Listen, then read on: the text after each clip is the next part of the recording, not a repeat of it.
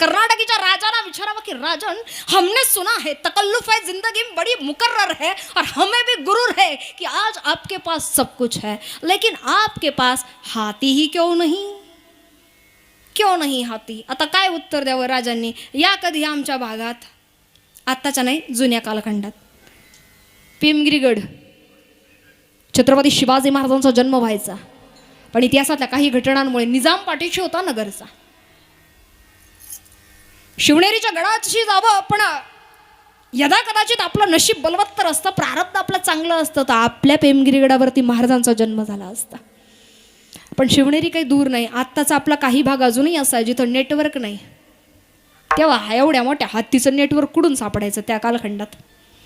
आता कारणं नाही देत बसले महाराज. जी माणसं कारणं देतात ती मोठी नाही होत, आणि जी मोठीच असतात ती कधी कारणंही देत नाही. अरे कोणी सांगितलं? किसने कहा हमारे पास हाती नहीं?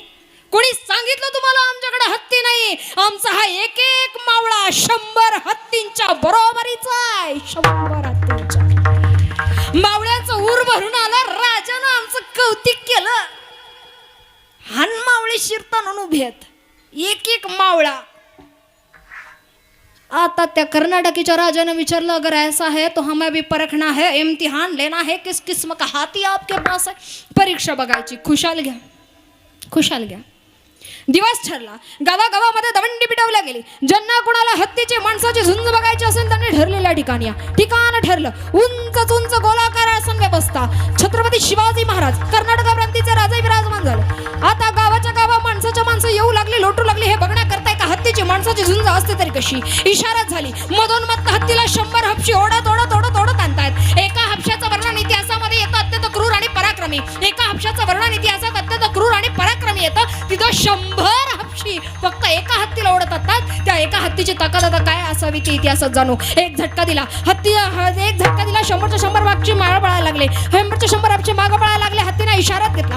हत्तीनं बघितलं, सावध हेरलं. धावत धावत धावत धावत पुढ्यात आला. धावत धावत पुढ्यात आला. येसाजी तिथेच उभा. हत्ती धावत धावत पुढ्यात आला. डाव्या बाजूला येसाजीनं चपळाईनं उडी मारावी. हत्तीनं पुन्हा आक्रमण पवित्र पुन्हा झेप घ्यावी. उजव्या बाजूला चपळाईनं उडी मारावी. ती येसाजीनं हत्तीला थकवायचं, हत्तीला चकवायचं, हत्तीला थकवायचं, हत्तीला चकवायचं. का? कशा करता? कारण प्रत्येक युद्ध नेहमी बाहूच्या बळावर लढली जात नाही. काही युद्ध बुद्धीच्या ताकदीवर लढायचे असतात, बुद्धीच्या ताकदीवर लढायचे असतात. शेवटचा आक्रमण पवित्र धावत निघाला. हत्तीच्या सोंडेवरती वार केला. रक्ताच्या चिळकांड्या उडाल्या. धुळीचं सबट माजलं.